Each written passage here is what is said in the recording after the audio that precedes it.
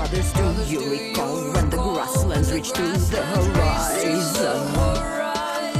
And the deafening roar of countless wings overhead. Back when Rome was a village and Britain the Emerald Island. Before we gave up on our future and buried our dead. All right, here we go. All right, everyone. Well, this is going to be our episode 15, I believe, and we are going to be talking about our very archaic pre-Dorian invasion or pre-Dorian migration. It's people debate on what it is. We're going to be talking about the Mycenaean Greece and mainland Greece. Last time we talked about the Minoan civilization, and I do just have a couple of administrative announcements I would like to make. First of all, in one of the comments, a user by the name of Cro-Magnon made a very good point on my Egypt podcast. I did misspeak when I was talking about which people migrated from where. So the people who looked like Berbers, who were similar to modern day Berbers, were actually the Semites, of course. And of course, the African population was migrating from the opposite side of the Nile. So in that sense, he was correct because I misspoke. But from one side, from the side of modern day Arabia were coming, of course, the Semitic people, and like I said, the African people were coming from the African side of the Nile. So that's one correction. The second thing that I want to say, Cro-Magnon, thank you for catching that and pointing it out. That's very helpful. The second administrative announcement that I wanted to make, people who are watching this video, if you like this video, click the like button. It makes a big difference, and we would very much appreciate it. And I guess, yeah, or share, or what, if you like it, share it with your friends, but at the very least, click the like button. Makes a difference for the channel, makes a difference to all of us. All right, so we're going to be talking about the Mycenaean Greece. And of course, when we talk about Greeks, we think that we know Greeks. We think that we know Greeks pretty well. We know their pantheon. We know what they're about. We know the Olympic family, the Olympic Games, the beautiful statues, their religion, their philosophy, their influence on the Christian reality that most of us, one way or another, have been exposed to throughout our life. But here's the thing: everything we know about the Greeks, just I don't know, the gods was their interesting Olympic family, Zeus, and then who's constantly being promiscuous and pretty much having sex with everything that moves and a few things that don't. His hyper jealous kind of stupid wife Hera, beautiful shining Apollo, Aphrodite, as a goddess of tender, erotic kind of love. Aries, all of that, just take it, crumble it up, throw it in the toilet and flush it, okay? Because the period we're talking about is the period before any of this existed. And the pantheon that we think about, usually when we think about a pagan pantheon, our first thing that comes to anybody's mind is, in fact, Greek pantheon, because it is so well structured, it is so easy to follow and understand. Well, it's very artificial creation. And it's a creation that did not happen at the time when Greece was even late antique Greece was alive and flourishing. It is a pantheon that was artificially constructed, partially originally by the Greeks themselves in their desire to line everything up and make everything a little bit better organized, and partially, of course, by later Western scholars of various Greek mythology. And in fact, there's no such thing as a pagan pantheon really in any religion, in any pagan religion. When a religion is organic, the pantheon, so to speak, is a very fluid thing. There's not clear relationships between the gods. Everything is not so clear-cut and pretty as you think, because you would think it would be by reading some of these books, especially textbooks in school. I think the only culture or tribe that really has that sort of neat and clear pantheon really would be the D&D players, right? Dragon and Dungeons players, they have a very clear pantheon, but that's about it. That's about the only ethnicity that has that phenomenon. Greeks themselves, when we talk about Greeks, what we're talking about is a really mixed concept. There were wave after wave of migration into those territories that followed throughout the existence of the Greek civilization. And a lot of these migrations were, and of course these migrations were layering on top of the autochthonic population of the original population of those territories, which was a slightly different substrate that again we talked about last time a little bit. And that substrate consisted of several migrations. So what we're talking about is very diverse cultures, people's, customs, religious beliefs, and everything like that. And a lot of these original substrate, it came from the Balkan territory. And according to one theory, at least one theory that makes a lot of sense, some of it may have come from Anatolia, been imported from Anatolia and from other cultures, but we'll talk a little bit more about that. But some of it definitely migrated there from mainland Europe and from those cultures. And Maria Genviel, who was a renowned archaeologist and later this is renowned archaeologist from Latvia originally, her theory of the great goddess, mother goddess cult in the old Europe and the entire Paleo-European civilization, unfortunately got a lot of negative press because we will talk about her, this particular archaeologist and scientist, when we talk about Paleo-Europeans, but in pre-Aryan European culture. But she unfortunately has been kind of set aside as a serious scientific, scholarly presence by the scientific circles, because at one point in time she switched from being a scientist. She kind of started believing into what she was finding. In other words, she found some traces of this great cult of the mother goddess, and kind of got caught up in what's called the paleo-feminism movement, and wound up more or less talking about the religious aspects of her scientific explorations at scientific symposiums, which made her more or less persona non grata in the scientific circles. That does not, her behavior and her choices later on in life do not by any means negate her actual finds, which were very sound scientific finds earlier on in her life.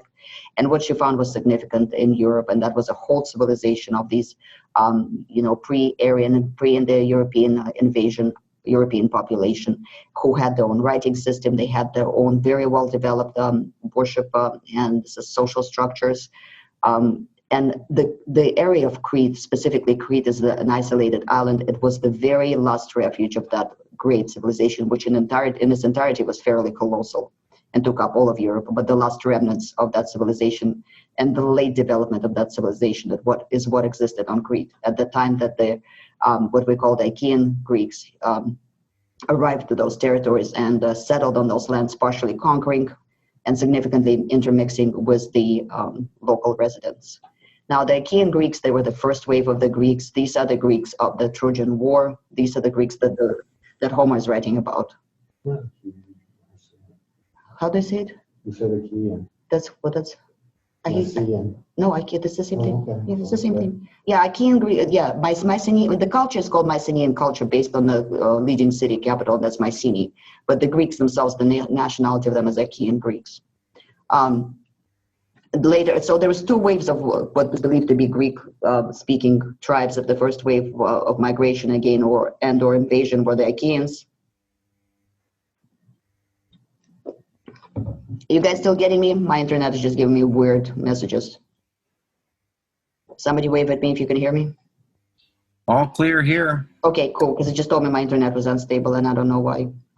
But anyway, so when this first wave of the Greek migrants, of the Greek invaders, if you want to call them that, the Achaeans, which were the barbarians comparing to very well-settled, civilized residents of that area, which the Greeks themselves later referred to as the Pilotsky, they arrived to a country that was to a territory that had settled cities already, had developed religion, had developed social structures. And as it often happens when a big barbarian horde with nothing to lose rolls up on a very well-developed culture, the settled cities, oftentimes, if they can avoid great destruction, tend to be more likely to not fight to the death unless they believe that they're about to be eradicated.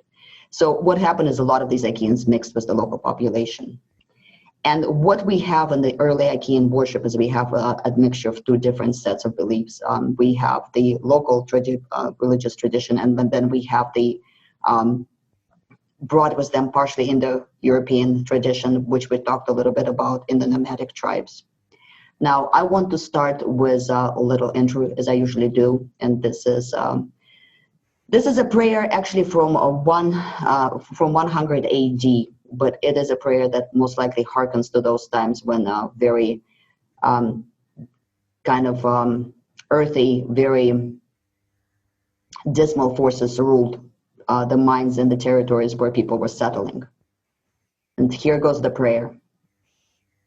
The guardian of the roads, she who follows three paths, she who wanders in the night, the shining one, she whose enemy to light and whose friend and companion of darkness, she who rejoices at the sound of dogs howling and at the sight of spilled blood, she who walks among corpses, amidst burial mounds, thirsting for blood, bringing terror of death to the living. Gorgo, Morgo, multi-faced one, bestow your presence upon our altars and taste of our offerings. And as I said, that is a 100 AD prayer to Hecate, one of the darkest entities in the ancient, really archaic Greek pantheon. So what did the Greek pantheon consist of before the classical period? Well, some of the gods were very familiar to us, some of them were very Indo-Europeanish, and some of them were very localized one. Now, we talked a little bit about what religion looked like on Crete, and of course we talked about the almost dualistic nature of that religion, where you had the sacred lady. She's also sometimes seen as a mother goddess. She's associated with snakes, and she seems to be the civilizing, the pacifying factor. And then you have the raging bull of the sea, who is also oftentimes depicted as octopus, who is oftentimes being sacrificed or subdued by the lady in a lot of the depictions. And that entity had a name, and his name in that language, back before he was known as we know him today, was Pasadeo. And of course, this is Poseidon. It's a non-Greek word, so it has no Greek interpretation or origin. So it's most likely a word that was inherited from the local population. And back then, of course, this was a deity that was not quite as civilized as it is in later classical Greek period. This was a deity that was responsible for the shaking of the ground, who was responsible for the underground, below the ground sort of darkness and reality, is very chthonic sort of entity. And when the people who made up the population of Crete later on migrated to the island, this deity also became responsible for the depth of sea. It's a deity of dark depth of both sea and land. And it's a wild, uncontrollable deity that needs to be controlled by the lady. And we see echoes of this in later Greek mythology because, first of all, there are bulls everywhere in the Greek mythology, and there are snakes everywhere in the Greek mythology. And moreover, as patriarchal and as unfriendly to females as late Greek society became, there's still echoes of certain stories when a wise civilized woman was able to subdue the wild bull of the wilderness of the ocean. And we'll talk about it a little bit more when we talk about Athena and the city of Athens. I'm going to let somebody else talk for a minute so I can catch my breath. Did I hear you mention something about D&D? I did. That's the only tribe was actually well-organized pantheon in the world, I think. I'm sorry, but I couldn't help but pick that up. By the way, I think that socially speaking, there's a pretty good parallel to be drawn to a lot of society in terms of that. Oh, yeah. Yeah, it's one of my favorite games. Is Tell Me Your Alignment, right? So what other things do we know about what beliefs were adopted by the Achaeans from the substrate, from the locals? Poseidon was likely one of them. The civilizing wise female was likely the other one. There's a good indication that goddess or that entity eventually morphed into Dimetra, because Dimetra is not a name. It's not a personal name of any deity. Dimetra just literally means Dea Mater. In other words, the mother. And Demetra is also in earlier Greek beliefs. Later, her cult became a little bit more, mystical. But in the beginning, it was a very earthy, very kind of folk cult. The other thing that we know about them is that unlike Aryans, the way that Achaean Greeks differed from the later Greeks, from the Dorian Greeks and classical Greece, is that women had a lot more agency in their society. They no longer did battle, unlike Aryan women did. but they still had quite a bit of, freedom of rights of property, inheritance, and, freedom to express themselves, which will disappear with later development of the Greek civilization. And we also know that the Achaeans more or less built their civilization so quickly because they built it on the ruins of the old, Minoan civilization and the Pelasgian civilization that was already there. So the strongest city, that eventually not united but dominated the Achaean Greece was, of course, Mycenae, and that's why that culture is known as Mycenaean Greece. Mycenae was just the biggest, strongest, toughest stronghold that did war. Of course, Greeks always did war on each other. I mean, that's just, they don't seem to do very well up until recent times without constantly being disorganized and warring state on state, city on city. But very little is known of this period in the sense of writing, even though the writing, the Linear B, has been deciphered. Most of it is really kind of administrative, bureaucratic stuff, and they didn't seem to be very concerned with writing down their legends and stories at that point in time. And then there was, of course, the Dark Ages, the collapse of the Bronze Age, and the first wave of it, and a lot of the stuff got lost in the midst of all the chaos that ensued during the Bronze Age collapse. But we can tell a lot just from the statues, from the temple ruins that are left from that period. We can also tell some things from the kind of grave inscriptions that were left on people's burials. Hesiod is oftentimes used as a reference to understand the older Achaean cult and the way that they worshipped. But Hesiod was a Dorian Greek, and he arrived several centuries later, and he was writing from a completely different perspective. So he is not a very good source that we could use. Our best source really is to go to the source material, which is statues and inscriptions. So we know that their gods did not have any morals. They didn't have any moral quality like later Greek gods will acquire to a certain degree. They were more like spirits or ancestors or city protecting entities, and each god resided in his or her resident city. There was no Olympus.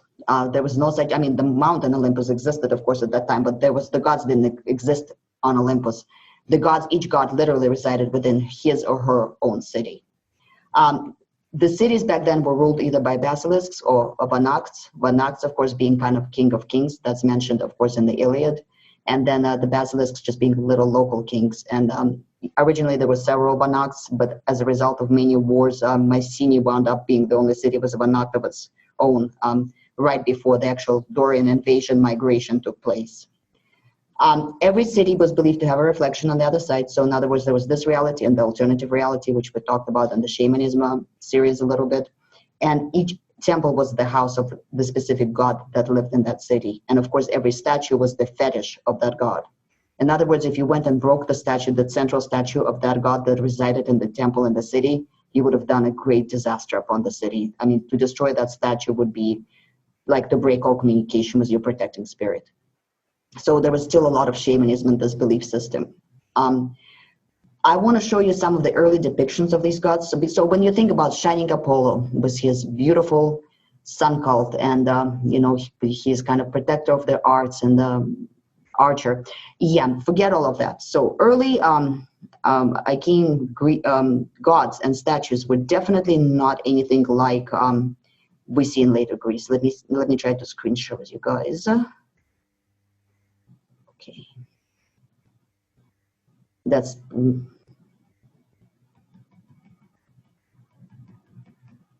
if it lets me, of course. So to give you a little bit of an idea of what so the statues of these gods. So these gods were depicted basically as an either wooden or as rock, like a stone idol that was pretty much standing up like a soldier on their post, arms straight down. The only difference between a male and a female was really whether or not there was any breast present. This is actually an early, this is a representation of an early depiction of Artemis. We will talk a little bit more about her. She was quite a scary deity. These are various representations of Apollo, and these are late archaic representations. Early statues really, they look like either chunks of wood or chunks of rock that were very and they all had little psychopathic smiles. That's the thing about them. These gods, if you look at them, they all have little psychopathic smiles going on. These are not the Greek gods that you would imagine when you're thinking about the Greek statues. And another thing about the gods that kind of maintained through entire early Greek period was that gods they actually conceptually required human sacrifices to exist. In other words, Mycenaean, the city, did not become the great city because Zeus made it so. No, because Mycenaean became a great city and conquered other cities, Zeus became the top god, if that makes any sense. So in other words, the deities were directly interconnected into human affairs and dependent on the people. And this is a very archaic notion that gods literally require humans to survive. We see that in Mesopotamia. We see it in other archaic religions. Another thing is each god was tied to his or her own city. So if you decided to voluntarily move from one city to another, you had to switch gods. I mean, there was just no way you were going to be able to worship Hera outside of Argos or worship Zeus outside. Well, Zeus maybe, but early on, probably not outside of Mycenaean. Now, if you were taken captive or prisoner or slave, you could pray to your original god, to help you return to your home city. And they might even help you, but likely not so much. Gods were tied to their own location, very much so. I'm going to stop for a second before we start going through some of the gods and what they were about. Does anybody have any thoughts or comments? I know the Duana, the Earth Mother idea, was popular there beforehand. I would have thought some vestiges of it would still be existing at this time. And we will talk about that a little bit more when we get to more base kind of chthonic cults. And you got to understand, the statues I showed you are very late version. Imagine just a piece of rock with sort of a face hewn on it, with just a little psychopathic smile and nothing else, and either breasts or no breasts. That's I mean, literally, or a piece of wood. I mean, without any sort of features. Like I said, those were very late depictions. So which of the upper kind of pantheon of the nobility gods of the light pantheon, whom did we have at this time? Well, we had Zeus, and Zeus was associated with Mycenaean. Zeus was the protector spirit or the ancestor spirit of the city of Mycenaean. Now, again, with Zeus, we don't know this entity's name. Zeus just means God. The root Davo, it's the same. It's basically in the European root, and basically Zeus at this time is just Indra, regular Indra, as we know Indra from from the Indo-European, from the Indian, from all of those stories and legends. I mean, back then he was still riding his chariot. He was still wielding his Pirun, which is the thing that he strikes people. Well, not people, but at this time he didn't even strike people. Zeus at this time was riding around fighting monsters. He was the Indra who had defeated Vitra, the great dragon. He was a warrior god. He was not yet sitting on a throne. He was not yet, doing any justice or injustice. Now, he was very promiscuous all throughout, but Indra as such is promiscuous. So back here, Zeus is really Indra. He still has his chariot. He's still a very active warrior entity. He's the most Indo-European of all the deities we see in this early period. And he still drinks his haoma, which kind of transmutated to nectar in Greek mythology, because somewhere along the way to this territory, they managed to lose their, soma, their ephedra plants, and they didn't have their sacred drink anymore. But Zeus was really kind of just an average Indo-European god. He hasn't changed much at this time. Now, in the city of Argos, ruled she, the great, the wise, the merciless one, Hera. She was the merciless fair justice, mistress of fair justice. She was Hera Amphitheos, Hera foremost, the goddess of justice and fair trials. She was a lawmaker mistress, harsh lawmaker mistress. She was always displayed with her judicial attributes. In particular, she had a particular attribute that it was kind of like a little stick with a metal ending on it, because the way that court was being held back then is you would go before a judge, and you would, the two sides would present their story. And the judge then would decide which of the two people who were in the dispute were right. And while you were presenting your case, you would hold your hand flat on the judge's table. And the judge announced his or her decision by striking the hand of the person who did not, who was not correct, who was not appearing to be truthful to the judge, and shattering it. And that's where we have, by the way, today's judge's gavel from, most likely. But she was always depicted with that attribute. She was a harsh, austere, very fair and just, very emotionless, wise and calm entity. She had fair maidens that accompanied her. They were the maidens, the minor goddesses of justice. protector god spirits of the city, of the great city of Argos, and those were the Gorgons. You know, we've all heard about Medusa Gorgona, right? Well, Gorgons at that time, there were multiple of them. They were fair maidens with snake hair. Remember the snakes from the previous episode from Minoan culture? Well, those snakes seem to continue to be attributes of the just civilizing entities. These Gorgons, they were not seen as monsters at this time. They were seen as protector spirits. There's some indication that priestesses, perhaps, or certainly certain pious females could actually become one of the Gorgons after death, because there's certain depictions on, votive stones where you have, for example, a woman depicted lying in a coffin, and right next to her, the same woman is depicted standing up, but with snake hair. So there's some indication that they believe that you could actually become one of these helpers of the fair goddess Hera. There are some faint stories of a myth that existed in Argos of this villainous Perseus, who actually slew one of the just helpers of Hera, and who was cursed for that. Now, we all know that Perseus' line was cursed, and that's in later Greek mythology as well. But there's some echoes that that curse was a result of his assault on one of the fair maidens that accompanied Hera.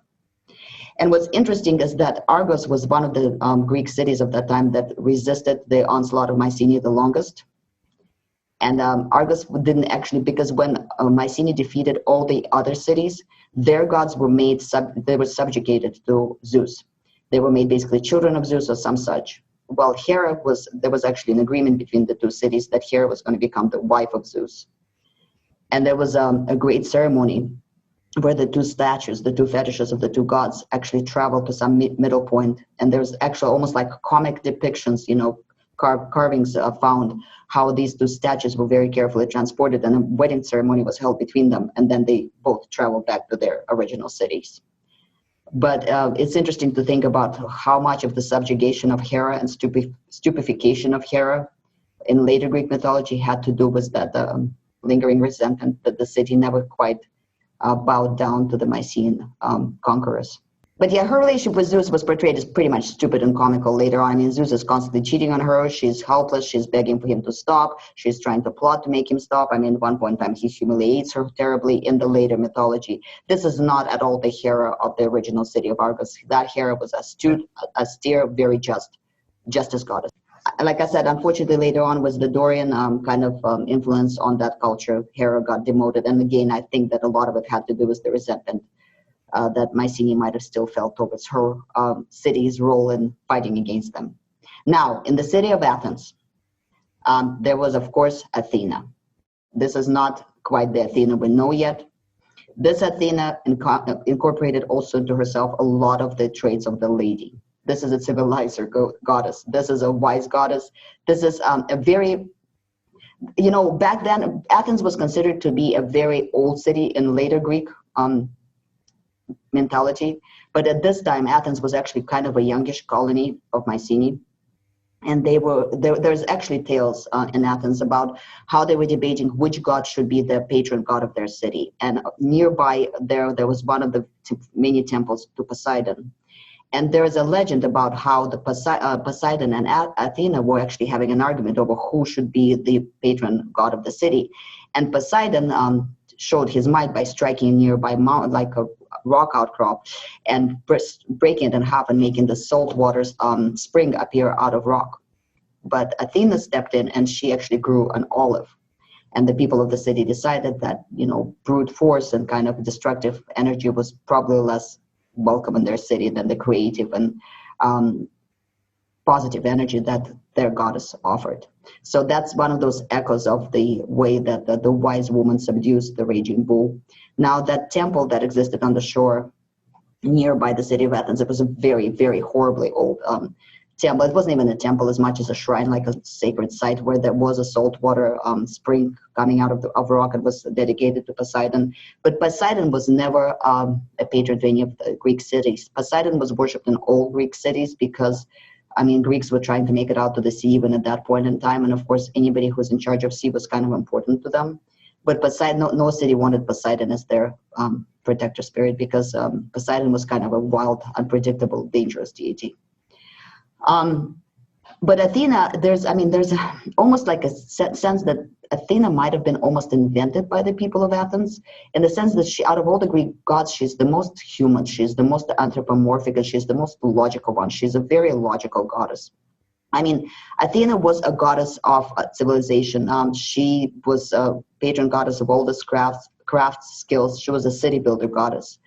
She was the inventor of agricultural implements and technologies. She invented the sail, according to legend. She was the first weaver. She was the goddess of civilized war and marching and formation. She was usually depicted as being, dressed in full hoplite attire and full battle armor that Greeks later would wear, and she had a helmet on her head. Back at these times, Athena was not a virgin at all. That's much. She was not Zeus's daughter. She was a goddess in her own right, a very interesting, almost asexual entity. There were some stories about her having affairs with mortal men, but in general, she was not viewed yet as a complete virgin. She was just a very, she took on some of the attributes, I think, of the lady of Crete civilization. And her attributes were the snake, olive, and the owl. And back then it was believed she actually transformed into an owl. Now later on, the owl would be just her symbol, but at this point in time, she actually could change into an owl and fly, according to a lot of legends that we find echoes of. Okay, does anybody else want to say anything? That silence was her only answer. All right. Quick question. Yeah. Did they have at this point a in their pantheon the division, if you will, of the gods and the titans? There were no titans until much later on. Titans don't exist.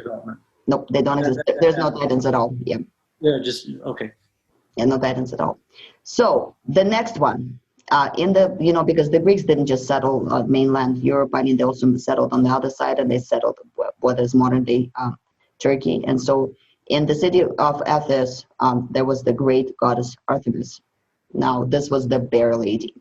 This was the oldest cult. Even now, the Achaean Greeks admitted that this was the oldest cult of all of their cults. This was a horrifying goddess. She originally was depicted basically as a wooden log with sort of a face, with with 3 pairs of breasts, so 6 breasts total. Now, the image I showed you earlier, I'm going to pull it up again. This is much later recreation of the same sort of goddess, because later on, what happened is, I think a lot of us know that temple got burned down by a certain Greek who wanted to be remembered throughout time and space. And he did it by destroying the actual image of their god. The actual temple of their goddess, the most famous temple. And it was declared at that time by the rulers of that city. This is one of the recreations of a later statue of Artemis. The original statue, like I said, was a wooden log that was black because it was constantly having olive oil poured on it. And she only had 6 breasts, but she was also depicted with bare paws. This was a goddess who was a patron goddess of hunting, of wild places, of wild animals, of wilderness in general. Her symbol was a bear, and up until very late times in Greece, there was a bear she kept on the temple grounds that was allowed to roam free and attack people if she so chose. This was a bloody cult with human sacrifices all the way pretty late into classical Greece. She was not only the goddess of wild things, wild animals, and lycanthropy, among other things, of madness that make when people act like wild animals all of a sudden. Not in the sense of that they can change into an animal, but in the sense that they think they're an animal and behave like one. But she was also the goddess of childbirth and all female matters. It was believed that a woman, one of her priestesses during her time of the months, became particularly dangerous and could just randomly attack a person and literally tear them to shreds. She could punish people who she disliked with, fits of madness where they believed that they were animals. And if she made you believe that you were a tiger or bear, okay, that's half a problem. What if she made you believe that you were a deer? And one of the later legends, we see that reflected when Actaeon supposedly accidentally saw her undressing. Of course, this goddess wouldn't care if anybody saw her undressing, but in later legends, she became a virgin again. And she made him she made him turn into a deer, and his own dogs tore him apart. her cult was very popular. And her so when that particular city acquiesced or surrendered to Mycenae, her statue was taken to Mycenae, because that's what Mycenae would do. They would take the idols, the fetishes of all these cities, and try to relocate them and make them children of Zeus. Well, they took this legend. There's some echoes of a legend that statue of Artemis was actually brought to Mycenae and then quickly returned back, because while it was there, wild animals started coming out of the woods and trying to basically attack the city. So they decided it was better to just return it back where it came from. And it is known that, it was widely known through Greece that that statue, that idol, that until it got burned down, was absolutely the oldest idol on the territory of Greek lands. Okay, I'm definitely stopping, letting somebody else talk. I always find it interesting when you have goddesses or gods that are associated with bears, because they're a unique animal for an omnivore. Particularly when you're trying to inspire fear or terror, because they'll start to eat you when you're still alive. They don't care. Right. Where you look at other predators, they will kill you before they'll start to eat you. The bears, they don't care. They'll just start eating your organs, and you'll die when you die. So. Yeah, for sure. And unless somebody else has anything to do, we're going to move on to Shining Apollo. Chris? Oh, it's just the bear image is used, I know, in the shaman I lived with was a bear clan, and they talk about bear walkers who would come in your sleep and do things like skin walkers is the other name for it. But the bears were seen as very powerful on this continent as well. Yeah, definitely. I mean, bear are the most anthropomorphic animals out there, really, in a way. So next we're going to move on to Apollo, the great shining Apollo, the sun god Apollo, the patron god of arts and archery. Yeah, forget that. His nicknames are Phobos, the one who eradicates, Feb, not Phobos, sorry, Feb, the one who eradicates, and also Theapius, which is the gatekeeper. This is the god of pestilence and decay. He is the god who stands in a strange way at the gates of death. This is the god who is the god of act of death, not the afterlife, but the very moment of dying. This is the god who will kill you by plague, by scorching sun, who will send upon you, every kind of pestilence you can think of. This is a god who knows death so well that it is the god who is most closely associated with healing, because just like any anatomist who cuts up open corpses, this is a god who knew how to heal best, and his priests were very closely associated, were considered to be the best doctors in that area of the world.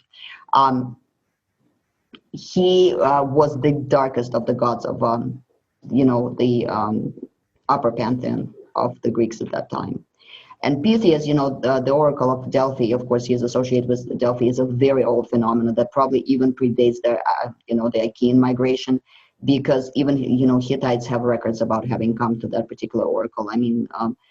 Pythias were purely shamanistic almost practice when they would take certain substances or inhale certain substances, the priestesses, and then they would proclaim their prophecies. Apollo did not acquire these, and of course the original statue of Apollo was just a rock. It was literally just a rock.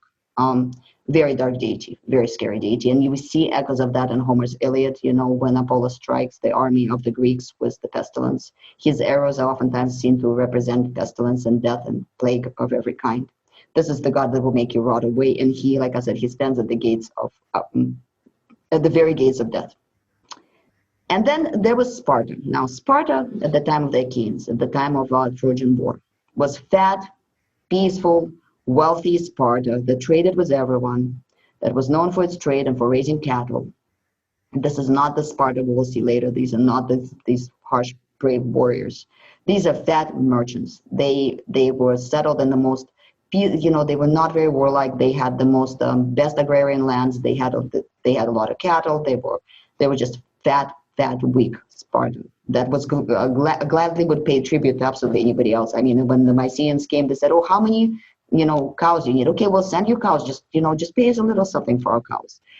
It was very peaceful. Unfortunately, it got the brunt of the Dorian.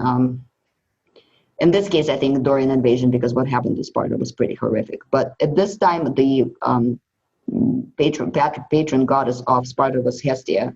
And that was the goddess of, domestic bliss and, domestic fire and cooking and, happy family life. So, a lot of interesting things will happen to Sparta a little bit down the road. Now, there, of course, were lesser deities of the of the light pantheon. There were, of course, the Gorgons, which were the helpers of Hera. Zeus, even back then, had Ganymede, and who was his wine-pouring youth, lover, whatever you want to call him, and Geba, who was his favorite dancer. Artemis had Urs.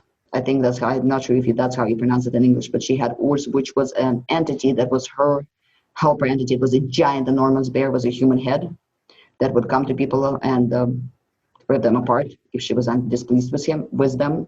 And that's an entity that got completely lost later on in the Dorian version of mythology. Of course, there were the Iranites, which were the god of Erinis, I can't even pronounce it, which were the minor goddesses of vengeance. There were Furies, which were the minor goddesses of, howling wind and storm. I mean, there were a bunch of these little entities. There were Chorus and Choruses, which were really just the young maids and youth who would accompany each god. Each god would have his or her own entourage. And there were some gods that were missing from this particular pantheon. And we will get to that in a minute, but I'm going to stop and see if anybody else has anything to say. Okay. So what other entities existed in this early mythology? We had our Aphrodite, except Aphrodite here is not the beautiful goddess of sensual and erotic love. Aphrodite back then she's also not a protector goddess of any city, even though people tried to avoid saying her name because Aphrodite was the goddess of uncontrollable, wild, violent lust. There's a good chance that she might have been a version of Ishtar, because in some early texts it's mentioned that Phoenicians, for example, worshipped Aphrodite, and of course they worshipped Ishtar, and so it's possible that that goddess was straight borrowed from from that region. And then there were the tonic deities, and those were the dark deities, the earthy deities. Of course, there were simple people were the ones who worshipped them. The simple people, mostly simple people, basically your shepherds, your villagers. They mostly consisted of one local substrate, and also relocated people from the Balkans, because when the original wave of migration was passing through the Balkans, they took a lot of people captives and brought them with them to that territory and settled them there. So it was a fairly mixed substrate. And these individuals, these groups of people, they mostly worship these dark chthonic deities. There were no shrines in the cities to these deities. Most of the shrines, if they existed at all, were on outskirts in little villages and somewhere hidden in the forests. And at the end of antiquity, in the very, very end of antiquity, towards the end of classical period, you have an interesting thing where actually these lower deities, they actually seem to win, because you have a very well-developed suddenly cult of a lot of these deities. So the first and foremost one of these, of course, is Demetra, the great mother goddess of the earth and crops and all of that stuff. She is one echo of the great sacred lady. We don't know much about how she was worshipped or what her cult was about, but she was definitely a great something, because there's echoes of curses found. For example, curses like, may you lose the favor of Demetra, or may you be consumed by Demetra. The next one, of course, was Dionysius. This is not the Dionysius we see later, was the, was the mysteries, was the kind of the crazy women running after him, tearing people apart. This is a very benevolent, happy god. This is a god of plenitude. This is a god of wine and drinking and good food. Very benign entity. And there's some echo that this deity had some sort of standoff with Apollo. It's almost like Apollo was the god of death in that pantheon, and Dionysius was kind of the folk god of celebrating life. Because there's, for example, sayings left behind to us, such as, there's a hatred between them, like there was a hatred between Apollo and Dionysius. Or, for example, do not find yourself in between, Apollo and Dionysius. So there was obviously some sort of mythological competition between these two deities. Of course, there was Hecate, whom I mentioned early on. And she was the dark, very ancient, very low kind of earthy, not even earthy, she was just dark. She was she was the goddess of poisoners, of secret killings. She was the goddess of ghouls and the undead, the goddess of cemeteries. Her entourage consisted of packs of cemetery dogs that would tear you apart and would come, chasing you at night if you were out. She was the goddess of a dark crossroads. All you had to do to summon Hecate, you didn't need to have a temple. All you had to do is spill blood on any crossroads, at night, and call on her, and she would always, always come. Victims of rape often called on her. Victims of other heinous crimes and injustice often called on her. Actually, all classes of the society, they didn't worship her. They just called on her when those dark, very base thoughts came to them. She was the goddess of all bloody revenge. And she was also the goddess of night shadows and the whispers and echoes inside your head. She was the goddess of everything in the dark that existed outside of the city walls. And like I mentioned in the start, her cult continued well into, this millennia. There were still prayers to her known in Greece that was beginning to become a Christian country. I'm going to stop for a second. Let's see if anybody else has anything to say. Are you guys finding this stuff interesting? I'm like kind of worried. No, just a comment, and I really appreciate you starting to talk about the not all Greeks lived in cities. They lived in villages, they lived in fields, they lived outside the cities, maybe to more or less control or tribute to the city itself, and just how, and I'm really enjoying hearing how the gods they worshipped or recognized may have changed a bit because they're not living in the city. Right. Anyone else? All right. Well, so above all these deities in this time period, above what was called the Arcadia back then, it was the endless forest through the Balkans, which passed almost all the way to the Germanic lands. Above all these deep forested woods, forests and woods, above all these really dark and scary places, which the, Greeks on their migration on their chariots, as they were passing through that region, tried to avoid best they can with its swamps and its wildlife, hung a big, shaggy, terrifying shadow. The black goat was the Southern of children.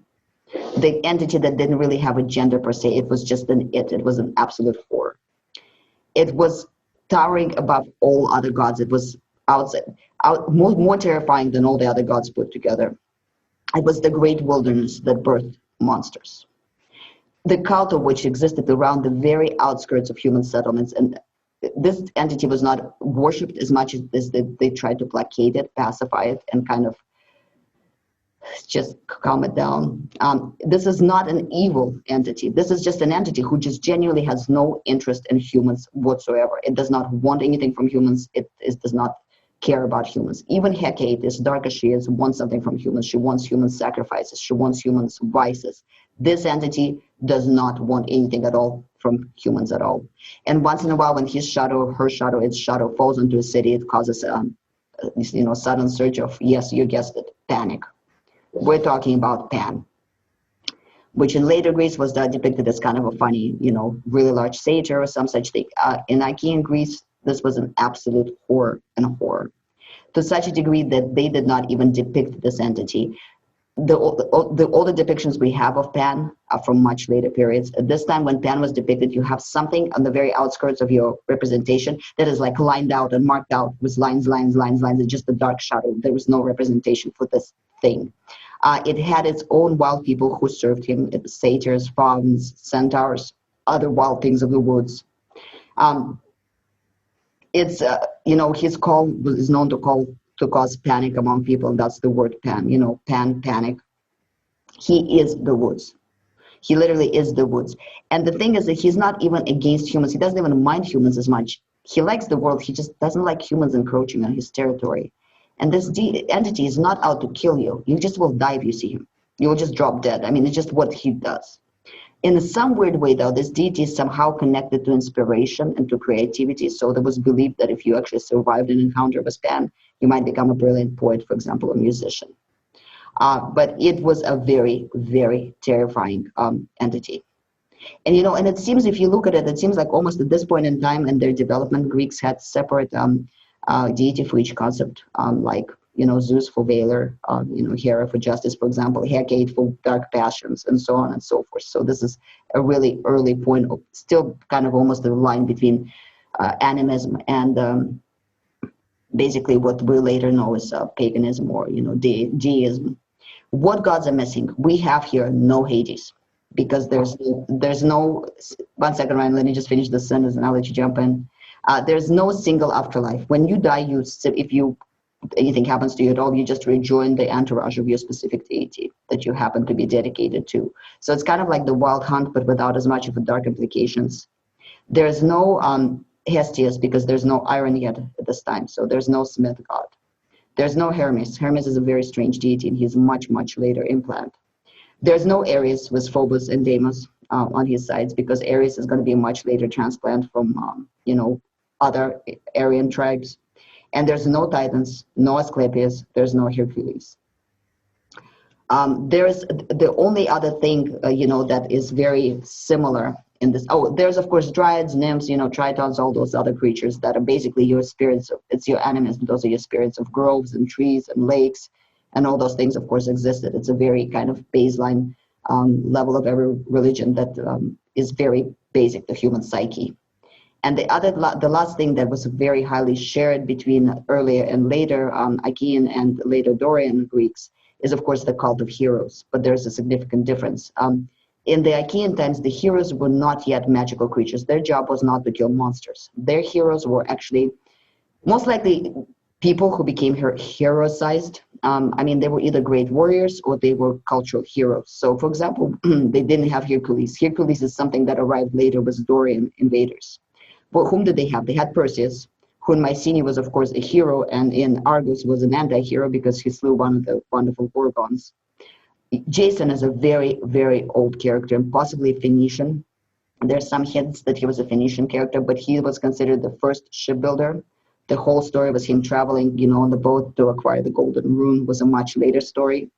There was Arthemus, of course, still, just as basically the first musician and poet, again, a cultural hero. There was another really interesting Thaddeus, who was rumored to have actually rebelled against gods because he was a lover of Athena, and he decided that he was equal to the gods and he just didn't need to have a protector god. So he challenged all the gods and he fought all the gods.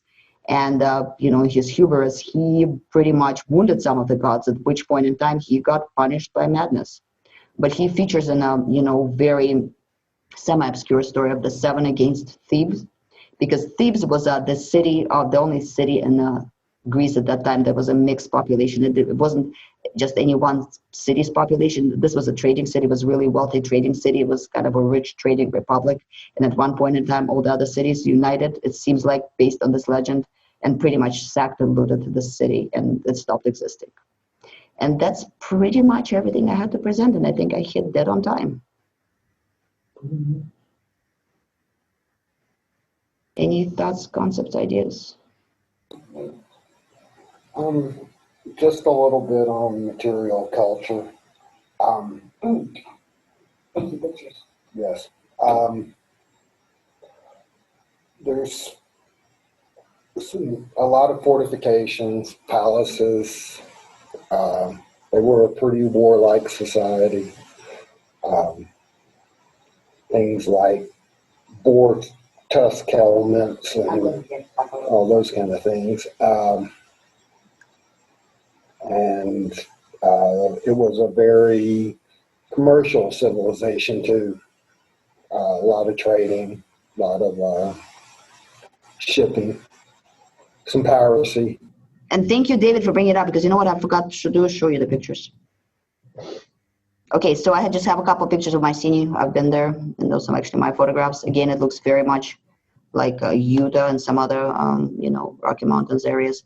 But that's, the mountains around. You guys can hear me, right? Okay. So this is the view from Mycenaean. So you see up there, right there. So where the fortification was, they were right up on the hill, and the sea was actually quite a ways away. You see it kind of over there on the horizon, kind of on the lower thing. So it was really high up and really fortified. Pretty impressed, actually, at the photographs. Thank you. Well, the brickwork. Yeah, these are some of the walls right here.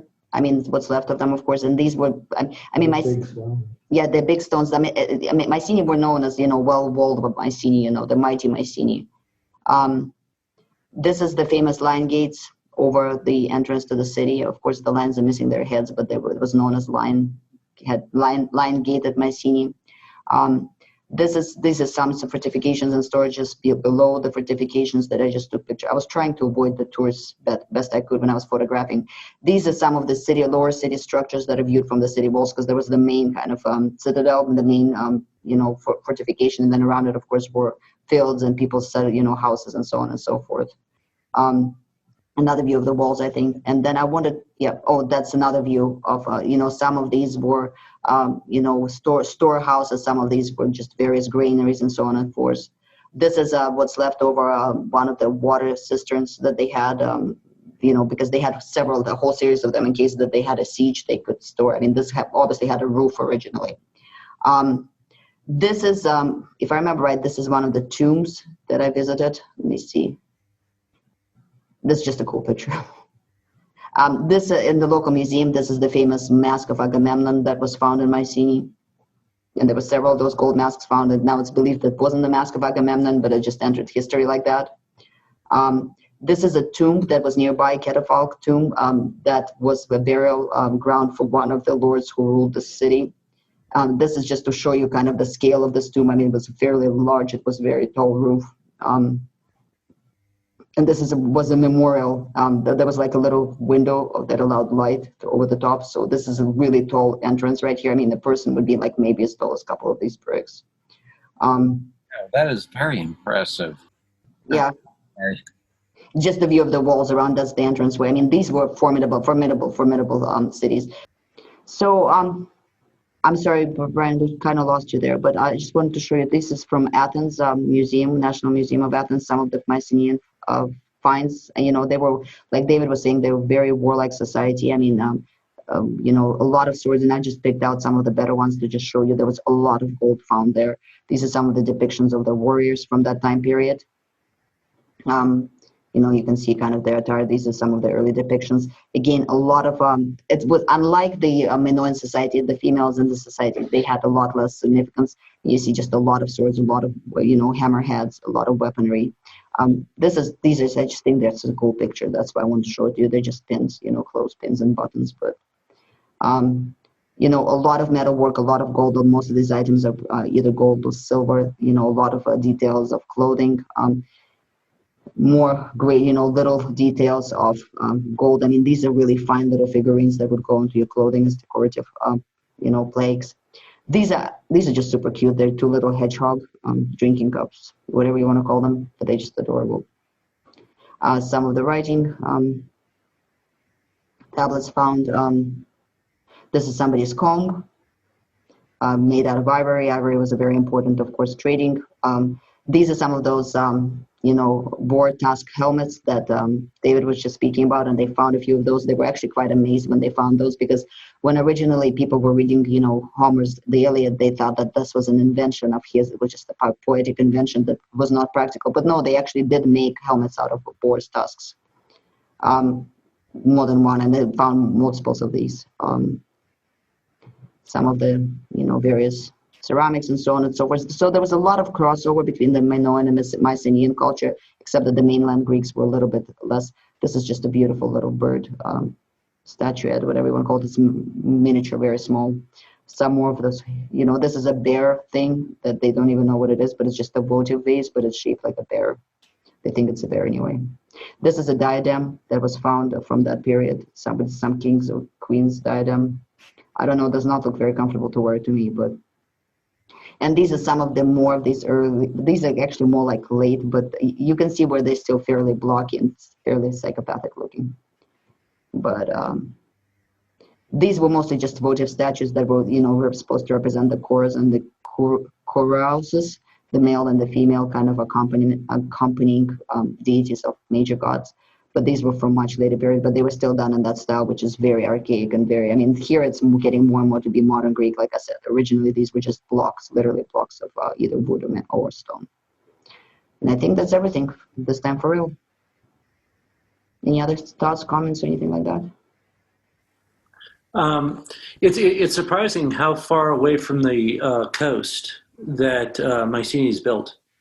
And being such a trading nation with shipping and with a navy, seems like you're kind of putting yourself out there to be a little bit vulnerable. placing yourself so far from the sea? Well, the way they explained it to us when we were there was that the idea was to be, because they were far enough from this, they were close enough to the sea where it was not like less than a day's walk, so they could still have their ships, but they could see anybody coming up on them, and would have enough time to evacuate everybody and lock them up inside the fortress.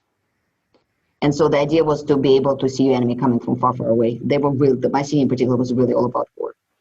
Sure.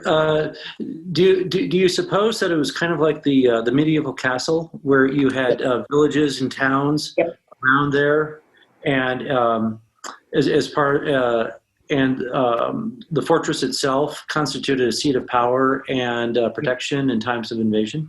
Absolutely, absolutely. And you had these elite and not really nothing but the elite that enjoyed, and that's why a lot of the text that we find from Linear B is really just records of which villages donated, I mean not donated, but basically turned in how much of grain, how much of whatever other, maybe not grain, but sheep, how much, whatever else they were growing to these citadels, because the citadels were the seats of power. And unlike Crete, these were not terribly luxurious. I mean, they had some decorations, they had some fresks, they probably had some sort of floor coverings, but in all reality, they were fairly small, they were fairly cramped, they were fairly dark and kind of cold, and very much focused on just fortification. So it was not really a place, that's just a place where the local lordlings kind of ruled over the surrounding population and waged war from, while the surrounding population just lived their normal agrarian, shepherding lifestyle, more or less. Yeah, David's jumping in for a second. Yeah, and this was apparently, there's no money here, so everything was in as she was saying about the taxes in kind, basically. Yeah. That a lot of those tablets actually refer to that. Yeah.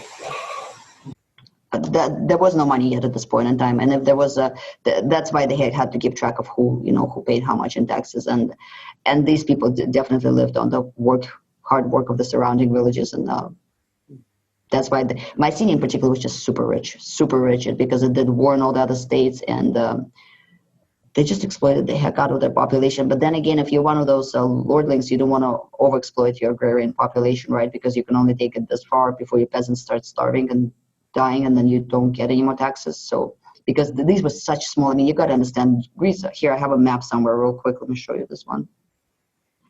And it's I mean, Greece itself is a very tiny area, and some of it is in Russian, but I mean, you can kind of see, I mean, this is Mycenaean and Minoan civilization both. I mean, like all these islands right here are like Crete, and probably during this time majority of these islands were really kind of under Cretan influence. I mean, and over here you kind of have Greece is a tiny territory, so every scrap of land, even scraps of land that, here in the United States we would not even think twice about. People would fight, even in later Greek civilization, fight for every scrap of land, because a lot of this land was not very fertile, was not very plentiful, and so anything that was good, fertile land, of course, people would go for. But yeah, so Mycenaean is somewhere here. I mean, that's some of the big cities, Pylos, over here is Troy, where they're going to eventually go to war with. I mean, but you can see how small this territory is really. I mean, just itty-bitty. Okay, David's jumping in to say one last thing. Hopefully we don't bow. Okay.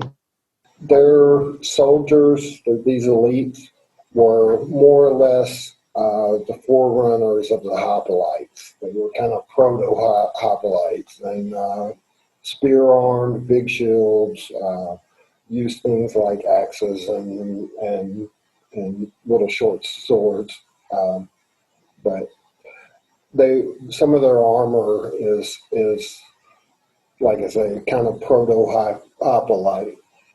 Okay, no bow wow. Okay, good.